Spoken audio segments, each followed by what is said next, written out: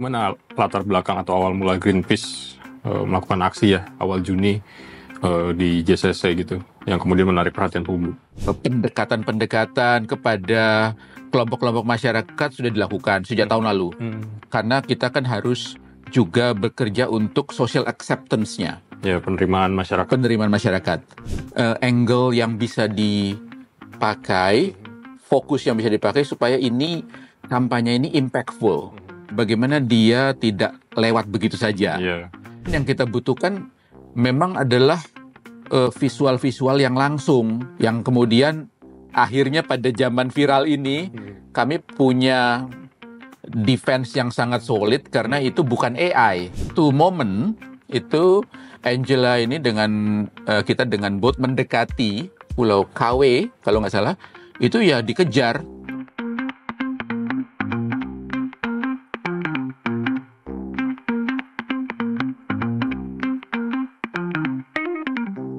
Halo Sobat Tempo, jumpa lagi di podcast Kolom Hijau. Kali ini kembali bersama saya, Praga Utama dari Pojok Rahman Toleng, Gedung Tempo. Podcast Kolom Hijau merupakan kolaborasi Tempo dengan sejumlah organisasi masyarakat sipil di bidang lingkungan. Di episode kali ini, saya mengundang Country Director Greenpeace Indonesia, Bang Leonard Simanjuntak. Bersama Bang Leo, saya akan membahas soal bagaimana Greenpeace melakukan investigasi kerusakan lingkungan di Raja Ampat. Sampai kemudian hasil investigasi itu muncul di media sosial dan menarik perhatian banyak netizen. Ujungnya kita tahu, pemerintah mencabut 4 dari 5 izin usaha tambang nikel di sana.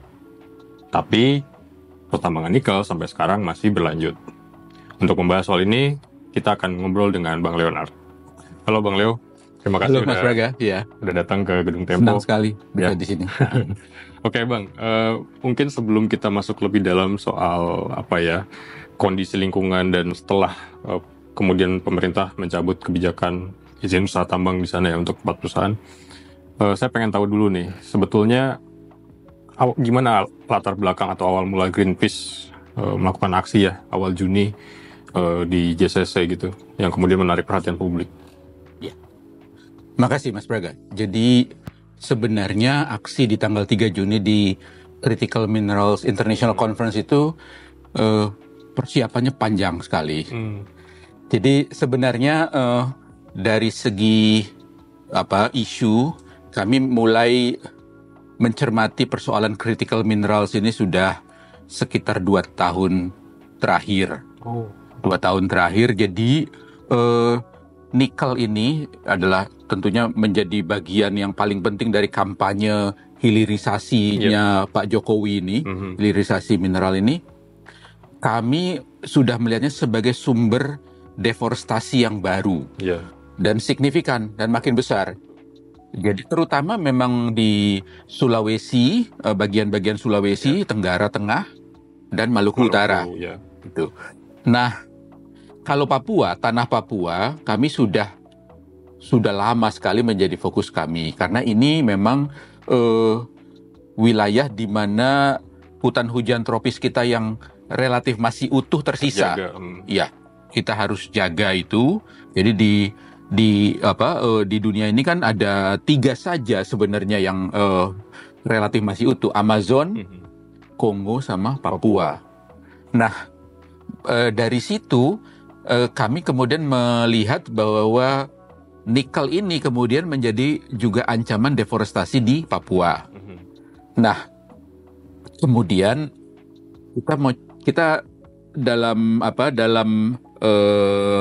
investigasi awal atau riset awal, kita memperhatikan bahwa kita berdiskusi dan di mana sebenarnya angle yang bisa dipakai, fokus yang bisa dipakai supaya ini kampanye ini impactful.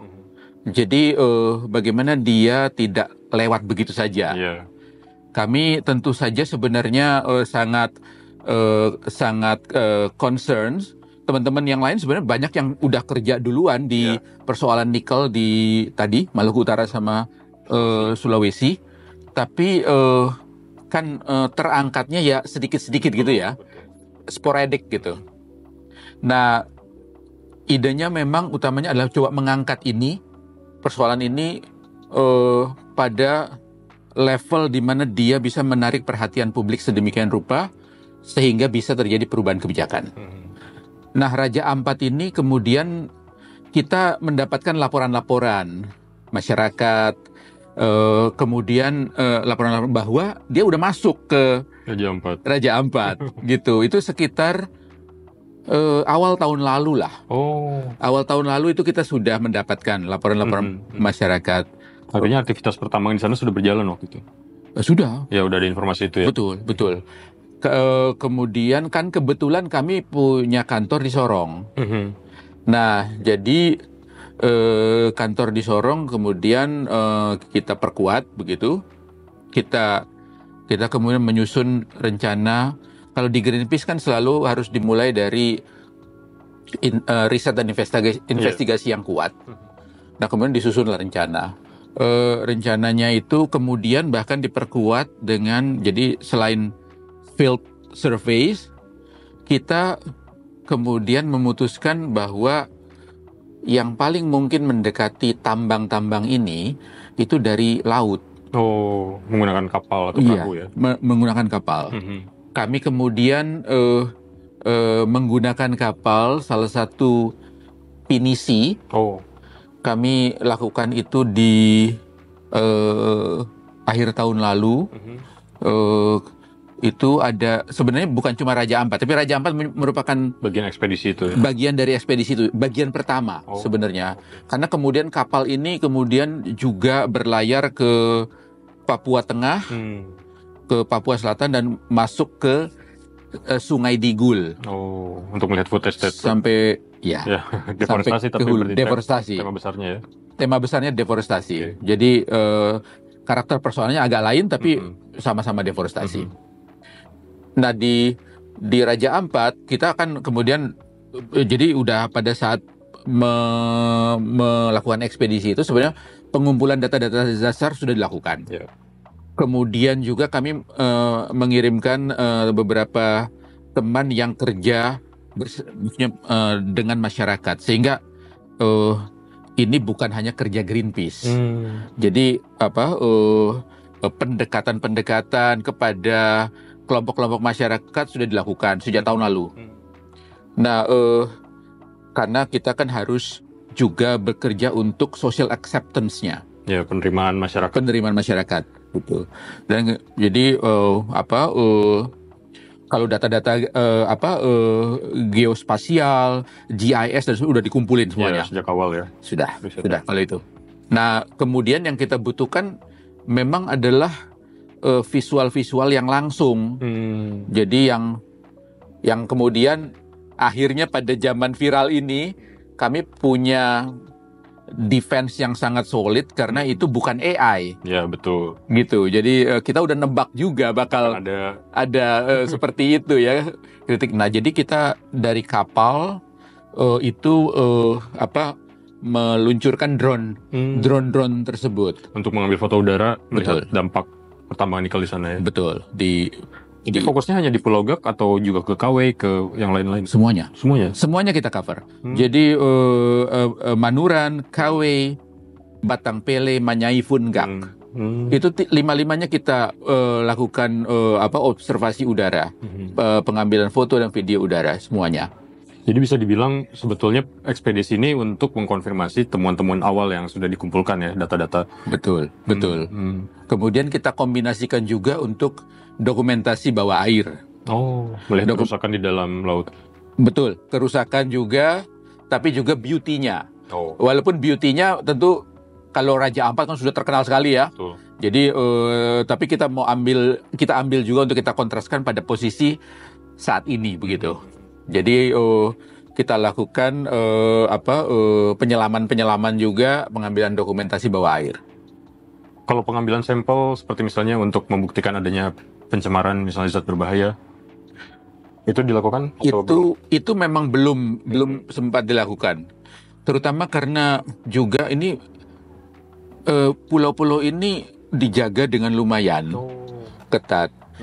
Tahapan berikutnya kan kita membawa key influencers ke sana, Angela Gilsha sama Indira Alaika. Nah, di satu momen itu Angela ini dengan kita dengan boat mendekati pulau Pulau KW kalau nggak salah, itu ya dikejar. Dikejar sama security tambang. Jadi dengan speedboat mereka. Untungnya speedboat kita PK-nya lebih kuat. Mesinnya. Jadi ya nggak kejar. Nah, jadi memang kita belum bisa mendarat ke pulau-pulau itu untuk sampling tapi yang kita utamakan sekarang memang dokumentasi tentang deforestasi, visualnya ya, tentang limpasan kan dari sedimentasi kelihatan, dari udah nutupin di beberapa tempat terumbu karangnya. Lagi pula kalau misalnya ingin mengambil sampel, karena kan memang sebetulnya terbukti bahwa beberapa perusahaan tidak punya fasilitas pembuangan yang memadai gitu ya. Betul. Memang harus dari dekat ya di wilayah muara gitu kan, tidak bisa dari laut gitu ya. Iya, harus dekat mungkin sebenarnya. Mungkin nanti itu tugas LSM atau media ya untuk mengecek. Betul.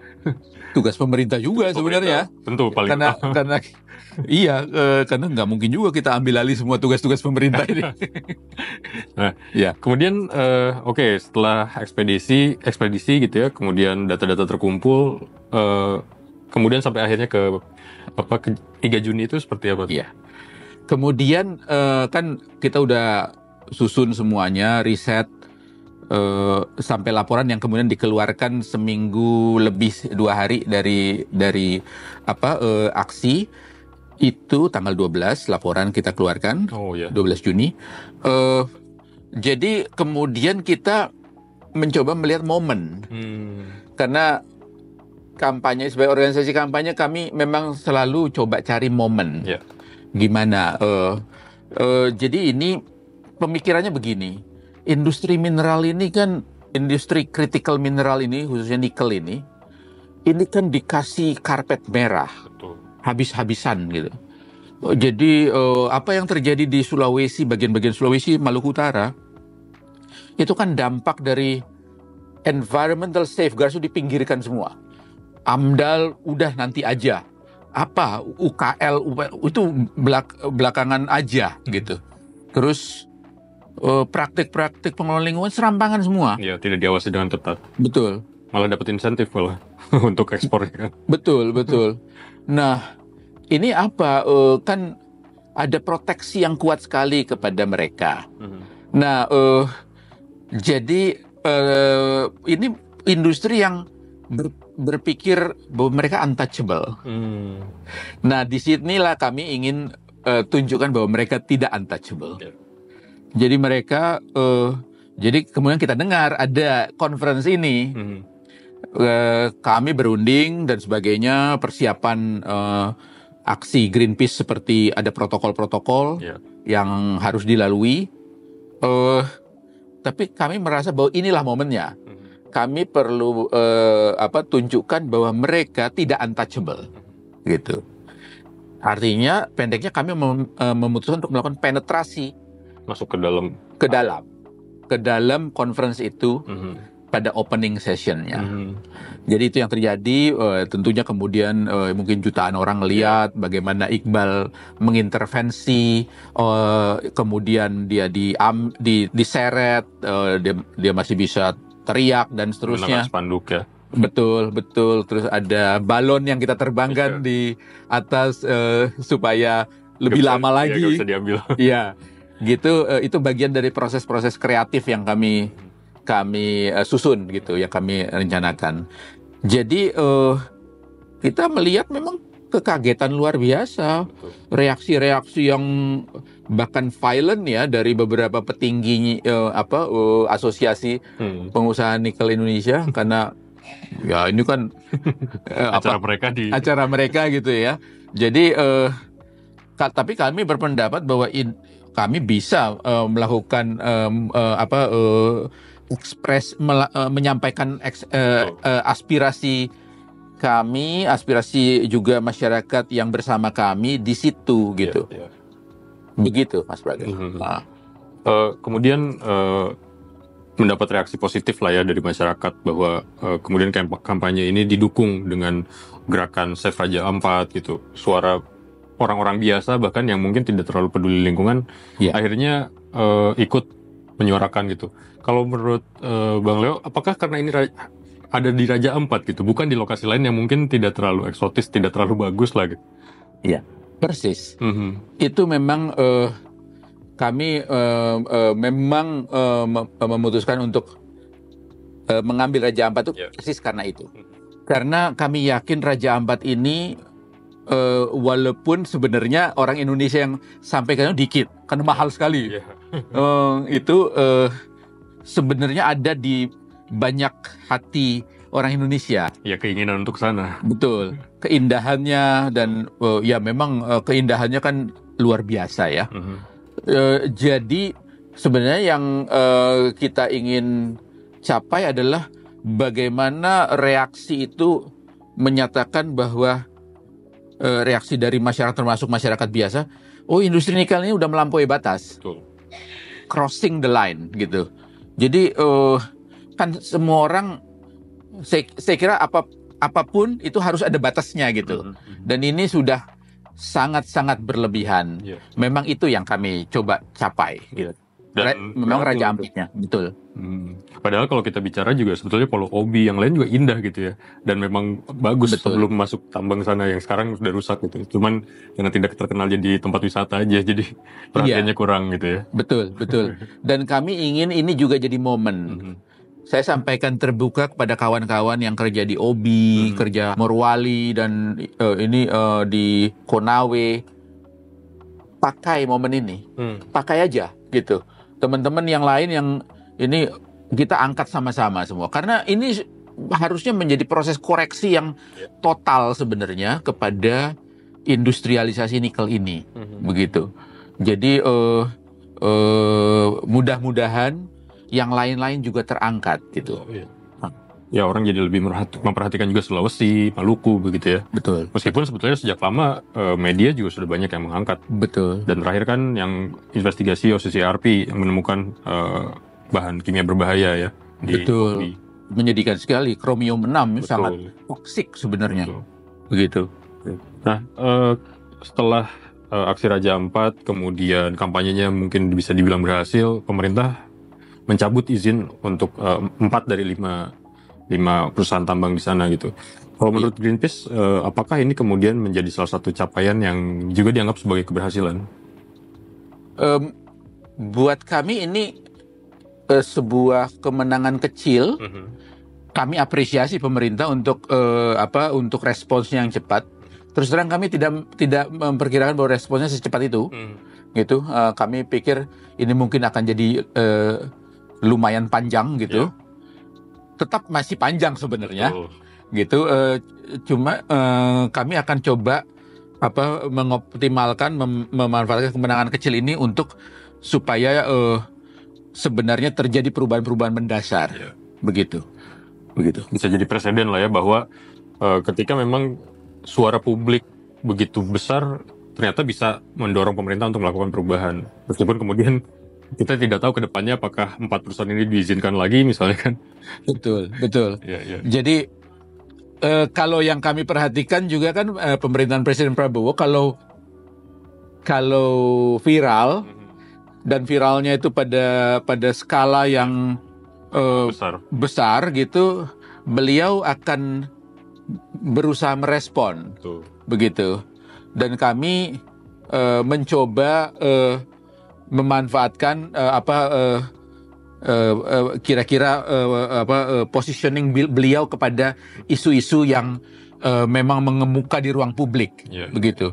Jadi pada saat kemudian keputusan itu keluar, pencabutan keempat izin jadi kita coba saat ini untuk kalau saat ini adalah mencoba mengawalnya, implementasinya sampai konkret. Karena kemudian kan report kami keluarkan tanggal 12 Juni. Dalam report itu kami menyampaikan bahwa sebenarnya di Raja Ampat ini izin itu bisa keluar kemudian dinonaktifkan dan dicabut dan kemudian bisa muncul lagi. Betul. Gitu ceritanya itu. Bahkan di tahun ini saja itu ada 2 izin yang tadinya sudah dibekukan itu aktif lagi. Termasuk yang 4 ini. Jadi benar-benar sebenarnya kita memerlukan mengawal bersama-sama sebenarnya. Bahwa ini belum selesai gitu ya, pesannya belum selesai sama sekali, belum. Kemudian bagaimana dengan pendapat Greenpeace mengenai izin PT GAC yang masih berjalan, tidak dicabut oleh pemerintah gitu? Seharusnya seperti apa? Seharusnya dicabut. Karena di pulau kecil tadi ya? Karena di pulau kecil, karena melanggar undang-undang. Undang-Undang nomor 1 2014. Pengelolaan pesisir dan kawasan pesisir dan pulau-pulau kecil. Jadi ya seharusnya dicabut. Kita tahu bahwa itu yang paling lama berproduksi, yang paling besar produksinya dari kawasan Raja Ampat. Dia BUMN, sekarang bagian dari Danantara. Itu pastilah menjadi faktor-faktor yang menjadi pertimbangan pemerintah. Nah, tetapi saya kira ini harus kita teruskan perjuangan ini karena bagaimanapun GAC itu adalah pulau kecil yang rentan. Betul. Dia cuma 6.000 hektar. Iya. Sementara ketentuan 20.000 hektar kan 20.000 hektar sudah pulau kecil. Sudah pulau kecil. Gitu, 20.000 hektar ke bawah. Kalau pakai Permen KKP Permen KKP nomor 53 2020 di bawah 10.000 hektar dan GAC di bawah 10.000 hektar itu masuk micro islands. Jadi itu penjelasan dari Pak Aris, Direktur Pulau-Pulau Kecil KKP pada konferensi pers yang kami lakukan pada saat peluncuran, bahwa ini di micro islands tidak ada pengecualian. Tidak ada boleh pengecualian sama sekali.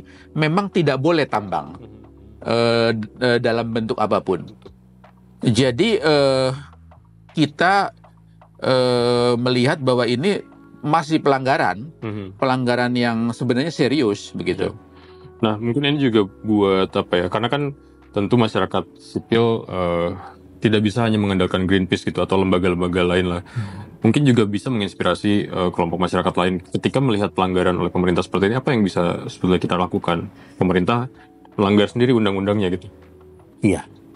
Kalau sebenarnya kan bisa pilihan-pilihan ada beberapa, termasuk yang kami pertimbangkan, Mas Braga. Jadi sebenarnya ada yang jelas pilihan litigasi itu bisa dilakukan gitu. Pilihan litigasi ini biasanya kuncinya adalah soliditas masyarakat. Jadi persiapan sosial untuk masyarakatnya solid, karena biasanya kalau lembaga lingkungan itu wilayahnya adalah gugatan intervensi. Gugatan utama itu dari masyarakat. Gitu. Class action seperti itu ya? Betul. Nah, kita nggak pungkiri bahwa misalnya sekarang ini ada terjadi juga ketegangan di tapak di akar rumput. Karena memang ada, seperti di hampir seluruh kasus tambang di Indonesia, bahwa ada memang masyarakat yang hidup dari situ. Ya, mendukung lah ya. Mendukung tambang. Nah, tetapi memang Raja Ampat ini harus diletakkan pada potret yang besar. Karena kalau kita perhatikan, itu kontribusinya kepada fiskal daerah dari GAC aja gitu ya, yang paling besar kan, itu nggak banding sama sekali kalau misalnya pariwisata ini dikembangkan dengan serius gitu. Kombinasi pariwisata dan perikanan itu nggak ada bandingannya gitu. Jadi dana bagi hasil yang diterima oleh Kabupaten Raja Ampat itu pada level miliar saja. Miliar? Iya. miliar Dan rupiah ya, bukan dolar. rupiah. Sementara potensi pengembangan ekonomi yang berkelanjutan dengan basis pada ekoturism dan perikanan itu triliun. Dan bisa berkepanjangan lebih lama. Iya.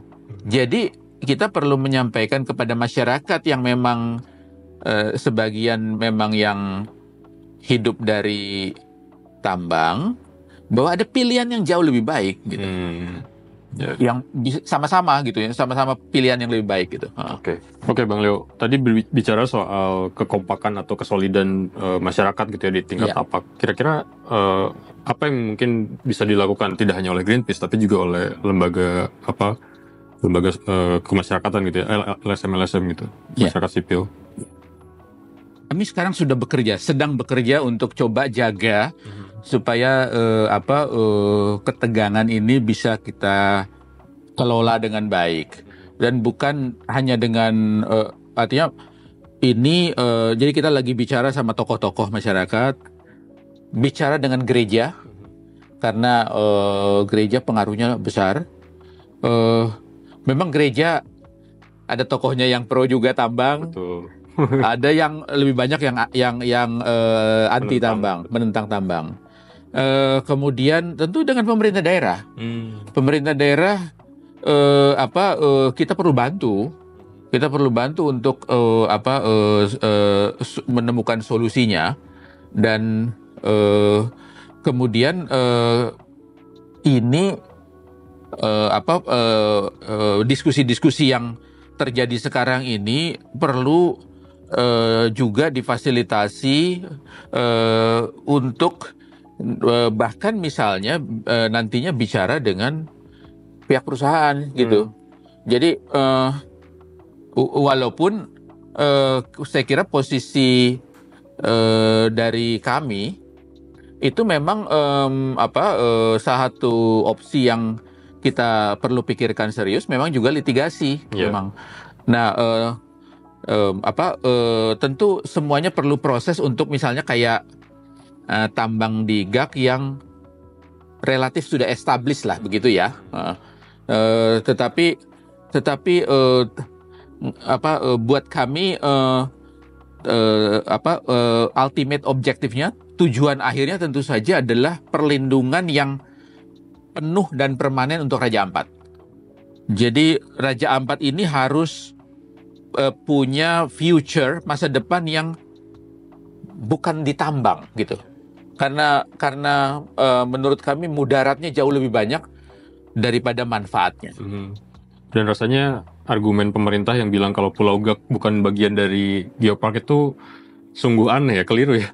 Karena kan pembuangan tidak mengenal wilayah gitu ya. Pencemaran gitu bisa kemana-mana. Betul. Kita bisa sebenarnya kalau di marine science itu kita bisa bikin simulasi limpasan di GAK itu akan mengarah kemana? Pasti dengan arus dan arah angin itu akan sampai ke pulau-pulau lainnya, gitu. Dan ini memang satu kesatuan ekologis kok, satu ekosistem. Jadi bahwa garisnya itu bisa belok gitu mengeluarkan GAK itu tanda tanya besar dan kita sangat yakin ada perundingan pada saat itu yang kemudian mengeluarkan GAK dari kawasan geopark. Ya seperti kita tahu di liputan majalah Tempo pekan ini menyebutkan bahwa PT GAK sendiri terlibat ketika pengusulan geopark Raja Ampat gitu. Iya. Betul. Jadi 40 km sama sekali tidak jauh dalam urusan di marine science dan kemungkinan pencemaran di laut gitu dan perusakan terumbu karang sama sekali nggak jauh. Oke Bang Leo, setelah aksi di Raja Ampat dan kemudian mungkin Greenpeace tetap mengawal gitu ya. Apakah kemudian ada rencana kampanye atau mungkin aksi-aksi yang mirip gitu untuk membangkitkan kesadaran publik tapi dari tempat lain gitu? Iya, kami untuk Raja Ampat kita komit untuk mencoba mengawalnya sampai konkret perubahan-perubahannya. Kemudian seperti yang saya sampaikan di awal ke Mas Braga, fokus kami tanah Papua. Tanah Papua deforestasinya itu harus dihentikan sebenarnya. Jadi ada bagian-bagian lain dari tanah Papua yang terancam serius, terutama di selatan sekarang. Selatan yang sangat datar itu kan food estates masuk ke situ dan juga energy estates. Jadi kita punya ancaman sangat serius kepada hutan hujan tropisnya dan kepada biodiversity-nya dan kepada masyarakat adatnya. Kami menempatkan masyarakat adat dalam tingkat kepentingan yang sama dengan biodiversity dan hutan dengan hutannya, gitu. Jadi Greenpeace meskipun lingkungan tidak melupakan masyarakat lah ya. Nggak pernah. Ya. Selalu kita makanya kami juga terlibat misalnya dalam kampanye-kampanye untuk melawan pelanggaran hak asasi manusia, khususnya yang terkait dengan eksploitasi sumber daya alam, dan itu nggak kurang-kurang di Indonesia itu dari dulu itu selalu ada. Bang, satu pertanyaan terakhir. Bagaimana dengan omongan pemerintah yang selalu bilang antek asing? Sementara kita tahu Greenpeace ini kan organisasi global dan mungkin ada penolakan dari masyarakat dengan kampanye antek asing oleh pemerintah ini gitu. Padahal kan niat Greenpeace tentu bagus gitu ya, mulia gitu. Apakah ada resistensi gara-gara kampanye itu? Kalau jadi mungkin sedikit mengklarify. Jadi Greenpeace Indonesia sendiri adalah sebuah perkumpulan Indonesia. Anggota perkumpulannya itu WNI semua.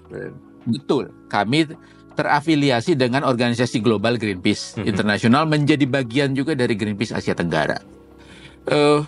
Tetapi sebenarnya kampanye-kampanye yang kami lakukan itu semuanya didesain, dirancang di sini. Di Greenpeace Indonesia. Tentu kalau misalnya dimensi persoalannya menyentuh wilayah-wilayah internasional, kita bekerja sama. Seperti misalnya nikel ini dimensinya ini kalau kita rantai pasok segala macam. Rantai pasoknya kan sampai ke mainland China ya, ke daratan Cina. Nah, kalau soal dicap antek asing sudah menjadi bagian dari hidup, tetapi kami mencoba membuktikan bahwa apa yang kami lakukan itu untuk Indonesia. Untuk kepentingan publik. Untuk kepentingan publik, bahwa cara kami mencintai Indonesia itu mungkin sedikit berbeda, atau mungkin sangat berbeda dengan oligarki begitu. Ya boleh dong, gitu. Kami mencintai Indonesia secara berbeda daripada oligarki yang terus terang kami ragukan juga cintanya kepada Indonesia. Karena gitu. Malah merusak. Ya. Oke. Terima kasih Bang Leo sudah mampir ke Gedung Tempo. Menarik sekali perbincangannya, cuman kita terbatas oleh durasi. Mudah-mudahan lain kali kita bisa ngobrol lagi. Terima kasih sama-sama Mas Braga. Ya, sukses selalu. Terima kasih, sama-sama. Oke Sobat Tempo, itu tadi perbincangan saya dengan Bang Leonard Simanjuntak, Country Director Greenpeace Indonesia. Saksikan terus podcast Kolom Hijau Tempo hanya di YouTube tempo.co.